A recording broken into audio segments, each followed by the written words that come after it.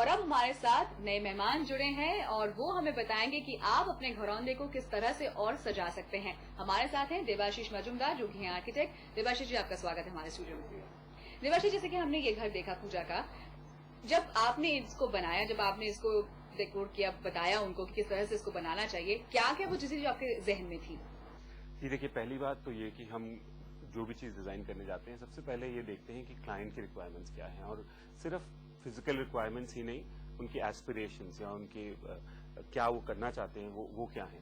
जैसे पूजा के केस में क्या था कि ये पहले इसी घर में रहते थे, आज से कोई 10-12 साल पहले, और फिर ये पूजा और उनकी पूरी फैमिली हिंदुस्तान से बाहर चली गई काम करने, और काफी सक्सेसफुल होके जब वो वापस आए हैं अब, तो ऑब्वियसली उनको एक अच्छा स्टैंडर्ड ऑफ लिविंग चाहिए था, और उनको एक ज्यादा लैविश घर चाहिए था, जो कि उनके अब के फाइनेंशियल सिचुएशन स्टेट को दर्शाता हो।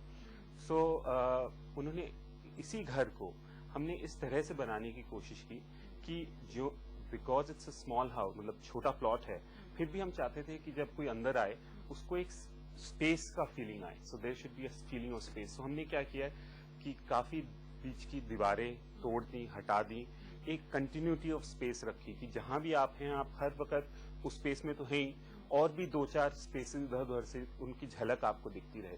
तो एक कंटिन्यूटी ऑफ स्पेस रही पूरे घर में ऊपर नीचे, और एक थीमेटिक कंटिन्यूटी भी है कि आप हर जगह एक कुछ कॉमनैलिटी जो घर में था वो हर जगह घूमता है, वो झलकता है, आपको तो दिखेगा वो। ये तो बात रही पूजा की, लेकिन अगर लेमैन लैंग्वेज में से पूछा जाए, हमारे व्यूअर्स भी जो हैं वो भी जानना चाहेंगे कि वो किन किन चीजों का ध्यान में रखना चाहिए जब भी वो अपना घर बनाएं, कि जिस तरह से उनका घर हर कोई चाहता है कि थोड़ा बड़ा दिखे, थोड़ा अच्छा दिखे, वो क्या चीजें जो जहन में रखनी चाहिए?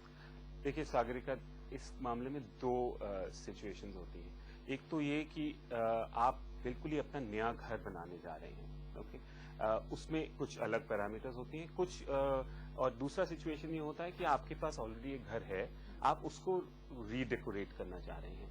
देखिए, जो सेकंड केस जो है उसमें हमारे कंस्ट्रेंट्स ज्यादा होते हैं। ऑब्वियसली एक हमारा ढांचा ऑलरेडी बना बनाया है।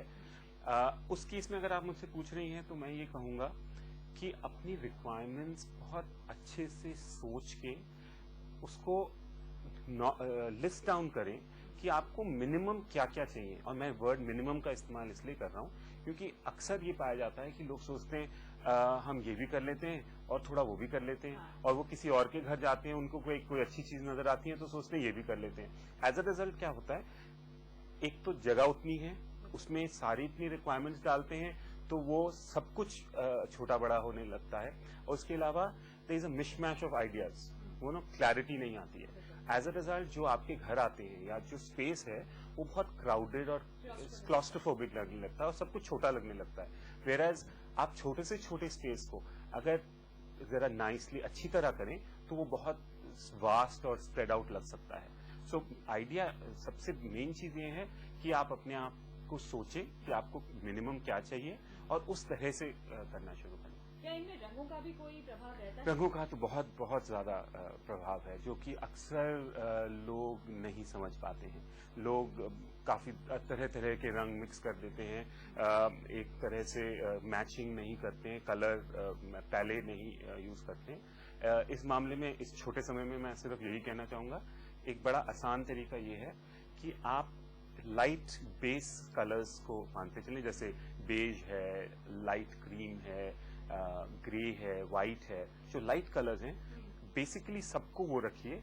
एक आध कलर उनको हाईलाइट करने के लिए ले लीजिए, जैसे रेड है या मरून है या ब्लू है या ग्रीन है, और इनके आप कुशंस डाल लीजिए, पर्दे में ले लीजिए, कुछ आर्टिफैक्ट्स में ले लीजिए, पेंटिंग लगा दीजिए। उससे क्या होगा, एक विजुअल अनक्लटर्डनेस लगेगा, बिजी नहीं लगेगा। जी, लास्टली आपसे जानना चाहूंगी देवाशीष की, जब आप बात करें कि जगह बहुत इंपॉर्टेंट होती है कि आप किस जगह पे क्या बनाना चाहते हैं। ज्यादातर जो भी हमारे व्यूअर्स हैं वो अपार्टमेंट्स में रहते हैं, जो अपार्टमेंट में रहते हैं उनके लिए कुछ अगर टिप्स आप बताना चाहें जिससे कि वो अपने घर को सपनों का घरौंदा बना सके। जी देखिए, सबसे ज्यादातर अपार्टमेंट्स में जिसमें मैं गया हूँ, सबसे बड़ी प्रॉब्लम मुझे लगती है वो है क्लटर्डनेस की। लोग कहीं घूमने जाते हैं, अच्छी अच्छी चीजें खरीद के ले आते हैं, वो रख देते हैं। कोई उनके घर आता है, उनको कोई चीज देता है, वो भी रख लेते हैं। कोई कहीं मेले में जाते हैं, कुछ चीज मिलती है वो भी रख लेते हैं, और कोई उनको अपनी फैमिली के कहीं से मिलता है वो भी रख लेते हैं। प्रॉब्लम ये हो जाती है कि छोटी सी जगह में क्लटर्ड लुक जो हो जाता है वो एक ओवरकिल हो जाता है डिजाइन का, तो जगह जो है थोड़ी सी काटने को दौड़ती है, क्लॉस्ट्रोफोबिक लगता है, तो मैंने आपने शब्द इस्तेमाल किया। तो सबसे पहले मैं ये कहूंगा कि अपनी अपार्टमेंट अगर छोटा है उसको जितना आप साफ सुथरा नॉन बिजी रखें, विजुअली बिजी ना रखें, उतना ज्यादा बेहतर रहेगा, उससे उतना साफ सुथरा ज्यादा लगेगा, आपको साफ रखने में आसानी होगी। और दूसरा ये कि कलर पैलेट जो है अपना बड़ा हल्का रखिए, जिससे कि वो लाइट को तो हर तरह से रिफ्लेक्ट करे और पूरी रोशनी से उसको वो बड़ा लगने लगे। जबकि आप मिक्स एंड मैच करके आप इंटरेस्ट बढ़ा सकती है, बट लाइट कलर पैलेट को लाइट रखिए जिससे कि जगह बड़ी लगे।